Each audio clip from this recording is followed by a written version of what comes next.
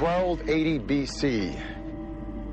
As the sun rises over the west bank of Thebes, another week in the service of the pharaoh begins for a team of workmen who live here in this village of Deir el-Medina.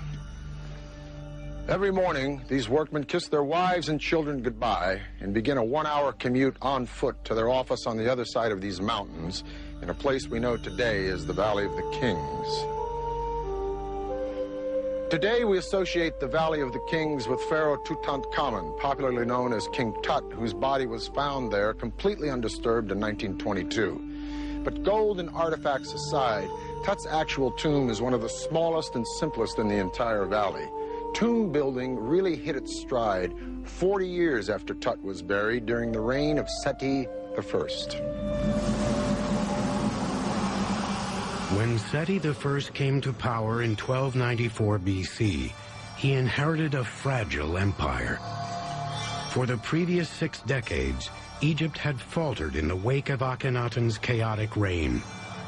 There was a real need to re-strengthen Egyptian power in its traditional form and to get back to the kind of height of empire that we've seen under Thutmose III. Seti I had a real challenge in front of him as he sought to recreate. A tested soldier who had previously served as Egypt's supreme military commander. With the discipline and determination expected of an army veteran, he would restore order to the kingdom and absolute power to the throne. His strategy would rely on 2 time-tested tactics: conquest and construction. At Karnak Temple, Seti would leave his mark by commissioning the legendary hypostyle hall, one of the wonders of ancient architecture. It is a vast forest of 134 towering columns, some as tall as a 7-story building. The columns are so wide that it takes 10 grown men linked arm in arm to surround one. What the ancient Egyptians were trying to do was to build a big room. Unfortunately, they never were able to master interior space. So if you wanted a big room, you had to fill it with a huge number of columns. Tucked away in a remote corner at Karnak is an unfinished column that reveals how Seti's builders created such towering pillars of polished stone. First, the area around the base of the column was filled in with mud and rubble. Then rounded slabs of stone were dragged up a mud ramp and stacked one by one. When you reached roof level, you started to take the dirt away and you dressed the surfaces of columns and walls. And eventually, when all the dirt is taken away and all of the dressing is removed, you have a perfect column. While the columns in the hypostyle hall cemented Seti's engineering legacy, its wall reliefs bolstered his tough guy persona. The pharaoh was determined to reclaim the northeastern territory lost during the Amarna period. So he launched a series of military strikes into Syria and Palestine, where he commandeered Phoenician ports and trade routes. The reliefs at Karnak show Seti capturing and killing prisoners of war during those campaigns. As Seti's soldiers were terrorizing Egypt's northeastern neighbors, his tomb builders were preparing his eternal residence in the Valley of the Kings. Seti's tomb would be unlike any ever built. It began with a long entrance corridor, descending down 2 staircases before reaching a deep vertical shaft designed to catch floodwater and robbers. Tomb robbery was a constant hazard, and we know that from documents found at Deir el-Medina, which is the village where the tomb builders lived, that from time to time the people involved in tomb robberies were found out and brought to trial. If robbers made it past the shaft, they would encounter an elaborate ruse on the other side, a false burial chamber. It was big enough for a pharaoh's tomb, but left empty and unfinished, sending the message that no one was buried here.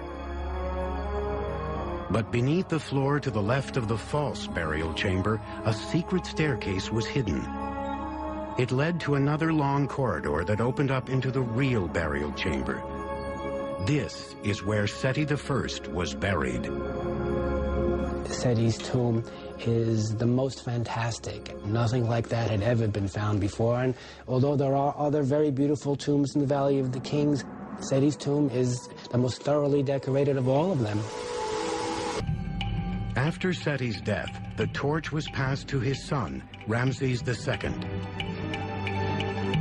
Ramses would father more than 100 children, survive ancient Egypt's most legendary battle, and blanket every corner of the empire with massive monuments to his own ego. His 67-year reign would mark the peak of ancient Egypt's glory and sow the seeds of its demise.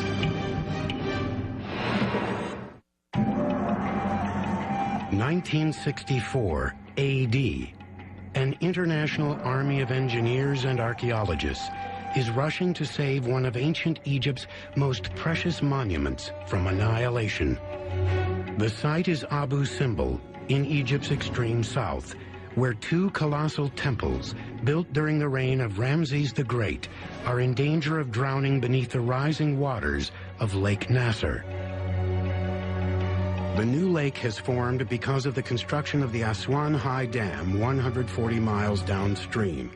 Now, contractors from 5 nations are in a race against the clock to deconstruct the temples inside and out and move them piece by massive piece to higher ground.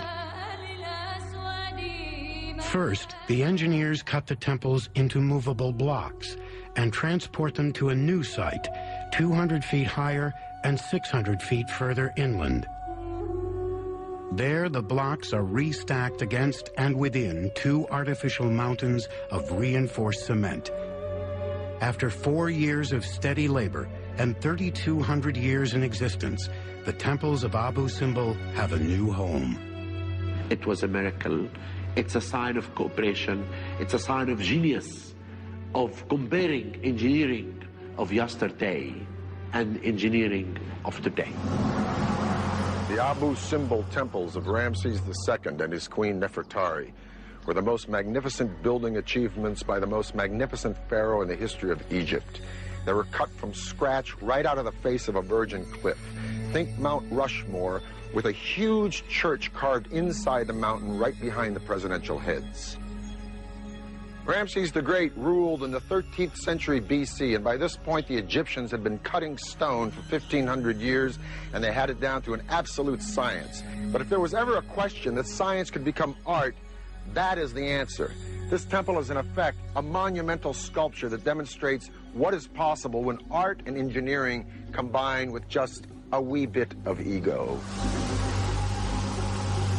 Ruling for nearly 7 decades, Ramses II was the pharaoh of pharaohs.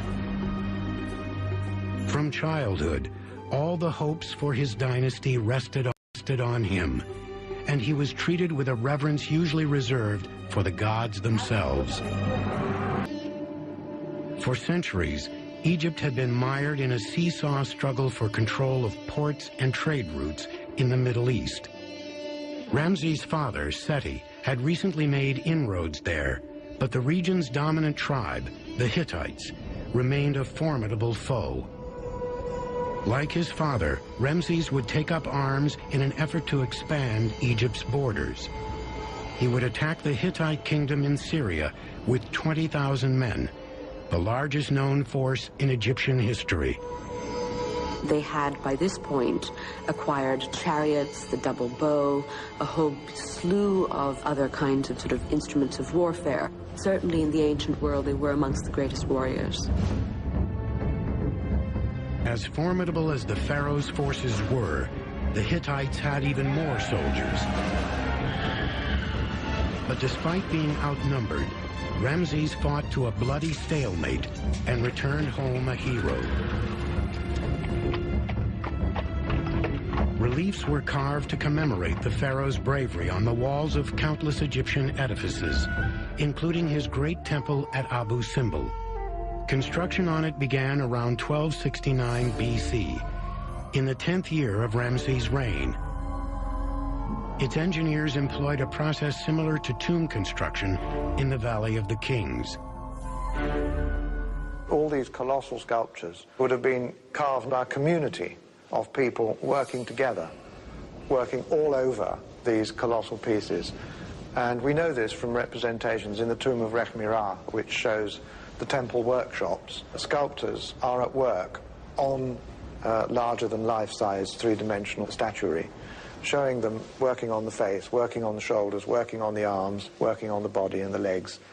And out of this communal effort, they created a piece of work which has the perfect proportions. The statues of Ramses outside the Great Temple stand 69 feet tall, making them the largest that had ever been sculpted in Egypt. Inside, an entire temple complex is carved out within one massive rock. The first atrium alone has 8 more towering statues of the pharaoh. Beyond that is a series of other rooms, a second atrium, a sanctuary, and smaller side chambers that may have served as storerooms for sacred offerings. Every facet of the temple's design was meant to send a clear message to all who entered that Ramses the Great was a god among the living. Ramses II is shown not only worshiping the gods, but worshiping an image of his own deified self. So you have Ramses II as pharaoh, worshiping Ramses II as god, all taking place during the lifetime of Ramses II. The heart of the temple is its sanctuary, which lies more than 200 feet inside the mountain. Within it are 4 statues of Egypt's mightiest gods: Ptah, the creator; Amun, the supreme god; Ramses, the living god; and Ra-Harakti, the sun god. Twice a year, on the 22nd of February and October, the rays of the rising sun strike the faces of the 3 gods associated with it: Ramses, Ra-Harakti, and Amun. Some Egyptologists ascribe significance to those dates, such as the pharaoh's birthday and his coronation date. Others chalk it up purely to chance. This is really normal, like, you know, if you look at around your house, any place, the sun will hit a certain place in your house twice a year. That's really a natural thing. Next door to the Great Temple stands the one carved out in honor of Ramses' most beloved queen, Nefertari. While the pharaoh could have any woman he laid eyes on, his heart belonged only to her. Nefertari is absolutely beautiful in the representations that we have of her. She must have been really spectacular, and in fact, there are inscriptions that say that she was the woman by whom the north wind blows. On her temple's exterior facade, there are 6 statues, 4 of Ramses and 2 of Nefertari, each standing 33 feet tall. This is the oldest temple in Egypt, where the queen's statues stand as tall as the king's, underscoring her uncommon significance. Just as Ramses II is deified in his temple, Nefertari is also deified in her own. Nefertari is actually shown as the goddess Hathor, so she becomes a divinity just like her husband. During the reign of Ramses the Great, the temples at Abu Simbel stood as an imposing reminder to northern-bound travelers that a powerful empire lay just over the horizon. That empire, nearly 2,000 years in the making, would spend the next 1,000 years in decline. Within a few centuries of the death of Ramses the Great in 1212 BC, the new kingdom had fallen victim to the same circumstances that had destroyed the previous ones: increasingly weak leadership and economic depression. Over the centuries, a revolving door of foreign conquerors, Nubians, Libyans, Assyrians, Persians, even Alexander the Great and the Greeks took hold of Egypt.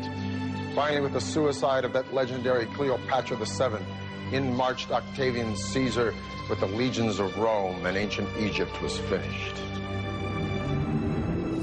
Over time, these temples were buried by the desert sand, lost to history, just like the civilization that built them. But in our time, they have been reborn to stand once again and proudly proclaim the power and ingenuity of the world's first true empire. The Egyptians put the foundation of engineering. They were the people who invented engineering. Without the benefit of computers or cranes, Egypt's engineers created monumental masterpieces that testify not only to their sophisticated understanding of architectural principles, but to their ability to harness huge numbers of men and materials to execute them. The Egyptians worked on a much grander scale than anyone did for millennia, really. They have to have had tremendous confidence in themselves and in their construction capability. But the imposing structures the Egyptians left behind are the result of much more than granite, limestone, and laborers. They epitomize unparalleled genius, unrivaled technology, and the beginning of mankind's eternal struggle to engineer a bridge between the human and the divine.